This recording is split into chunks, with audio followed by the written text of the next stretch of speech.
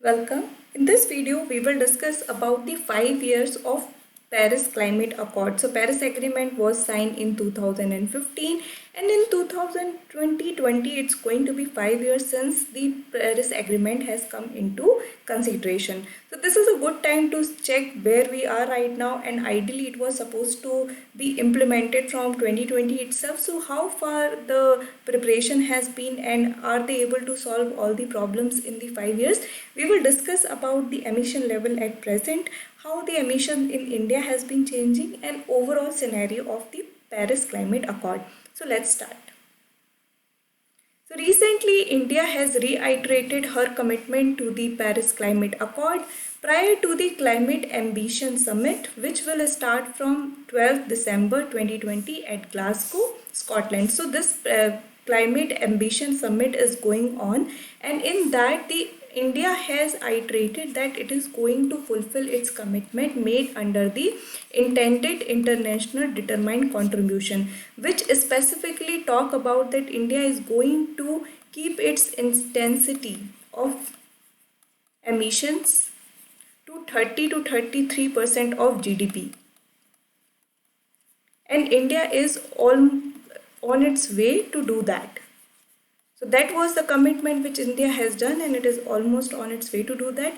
Apart from that, India has also committed about the renewable energy as well as the forest cover. So these are all the major what you can say pledges which has been taken by India, and India is on its part to fulfill them. The Climate Action Summit will mark the 5th anniversary of the Paris Agreement and will provide a platform for government and non-government leaders to demonstrate their commitment to the Paris Agreement and the multilateral process. And this is what we have seen. Our Prime Minister has addressed the Climate Ambition Summit and has talked about that not only committing over these commitments, India will exceed the limits. So that is what he has talked about, that India is going to exceed its commitment. Though it has not there has not been any official commitment about the new goals and new target, but all these things are in consideration, that even the amount of energy which has to come from the renewable energy would be boosted up. So these are the few details or the present context.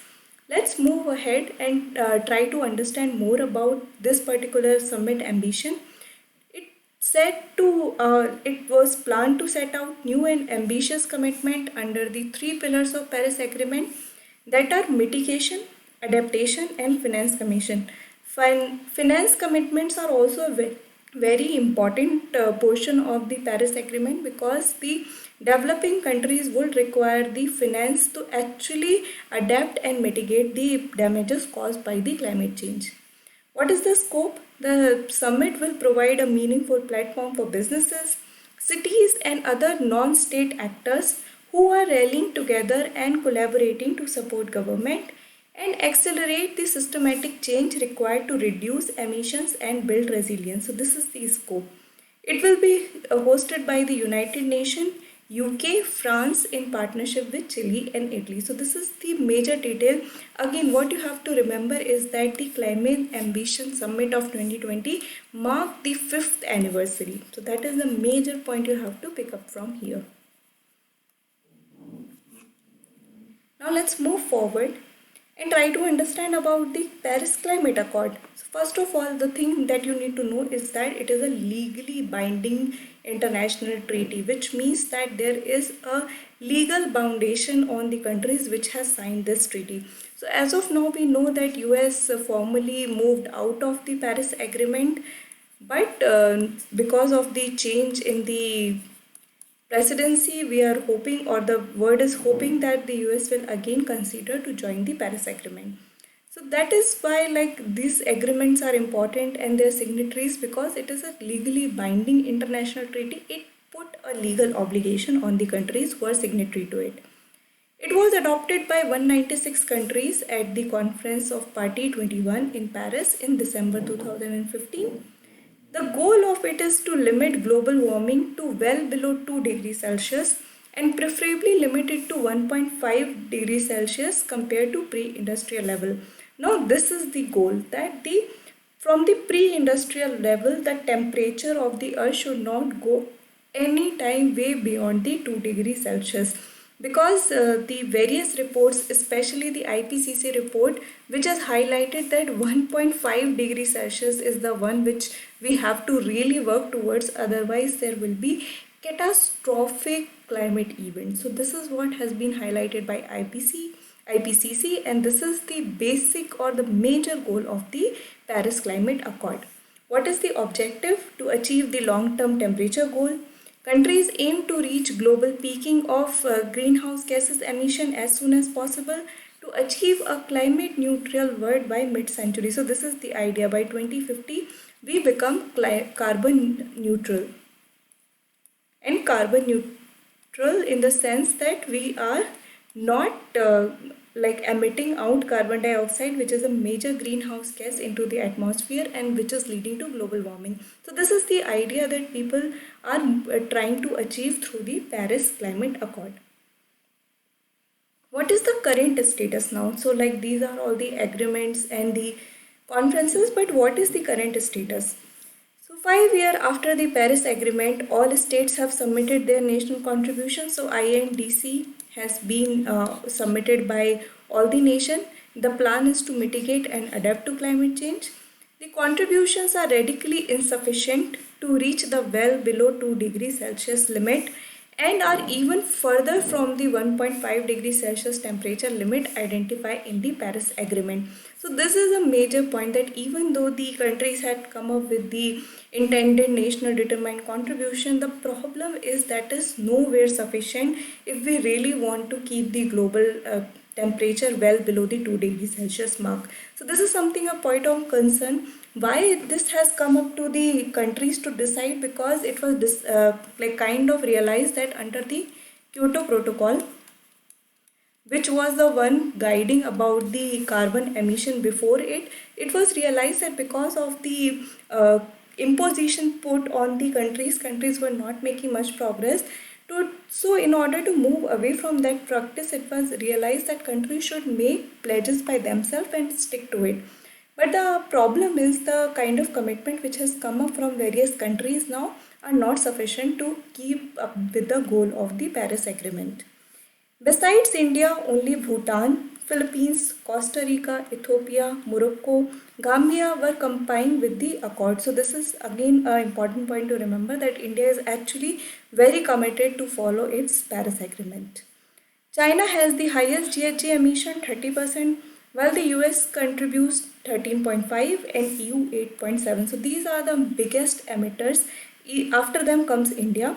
It is a major emitter of GHG gas also. India is the fourth one. But even then, India is trying to have policy in place to move towards the more, what you can say, healthier and greener energy. So that is something which India is already planning, and that is why you must have seen this video on climate change performance index, which is released by Germanwatch. I have made a video, you can watch it.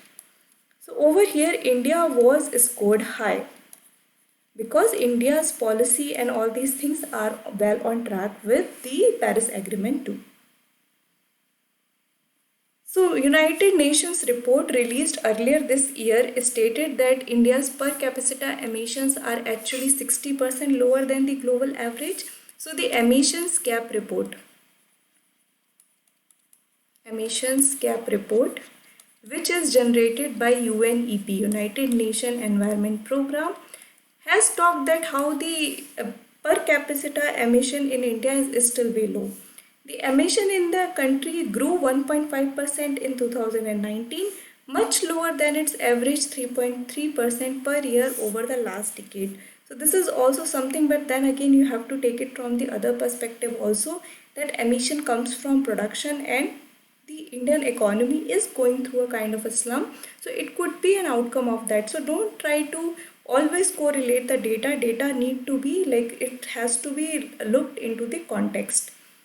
But some of the measures which has been taken by India to like really work aggressively towards controlling the emission include, first of all, Bharat stage BS norm 6 has been introduced. So we leapfrogged from BS 5. So BS 5 was never introduced. From BS 4 to BS 6 we leapfrogged, and that too within 2 years. So that is a major achievement, because this BS6 norms will mean lower emission of nitrogen and sulfide oxide through the vehicular exhaust. So this is going to be very good for improving the air quality in India.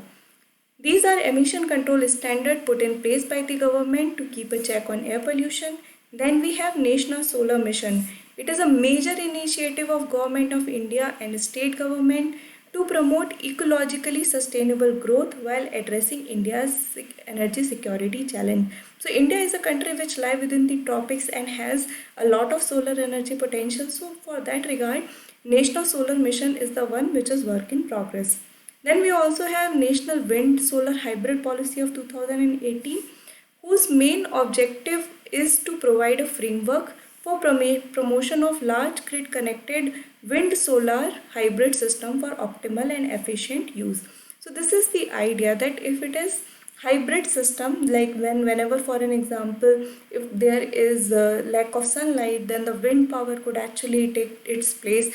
Whenever there is no wind, then the solar energy could work. So the hybrid policy, so that the continuous supply of electricity could be provided, has also been envisioned under the policies. So these are few initiatives which has been taken by the government, which will help India to reduce its emissions even further. So these are the details that you need to know. This data is important. Note it down somewhere. It will help you while writing your mains answer. So I hope you have understood this video. If you have any doubt, feel free to drop a comment. Thank you.